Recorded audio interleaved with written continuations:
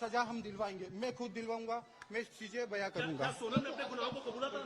मेरे सामने तो नहीं कबूला है जी। मुझे कबूला नहीं गया है, क्योंकि मैं सिर्फ 2 मिनट के लिए मिला था। रात को 11 बजे मिला, वो भी मेघालय पुलिस सरकार के हाथ में जा रही थी लड़की, उस समय मिला, तो मेरी उनसे ज्यादा बात नहीं हो पाई थी।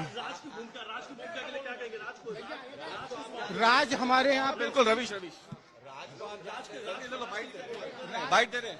राज अमरीश कहाँ? राज सिर्फ हमारे यहाँ एक एम्प्लॉय, अमरीश कहाँ? उसकी भूमिका सिर्फ एम्प्लॉय वाली। हाथ दिखाओ। मुझे कोई भी आइडिया नहीं है इस चीजों का। कोई अफेयर था, आपको मालूम था ऐसा? नहीं, कोई अफेयर नहीं था। इन दोनों की, राज कुशवाहा और सोनम रघुवंशी दोनों राखी एक दूसरे को बांधते थे, और राज कुशवाहा मेरे यहाँ पे एम्प्लॉय था, काम करता था पिछले 2-3 साल से, बस इतना ही पता है।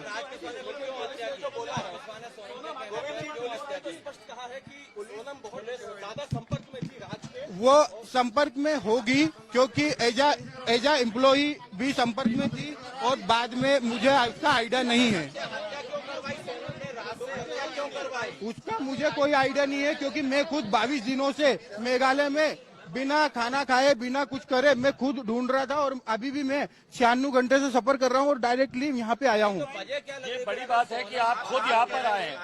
सोनम से मिल लूं, उसके बाद मेरे को यूपी पुलिस ने मिलने नहीं दिया सोनम से।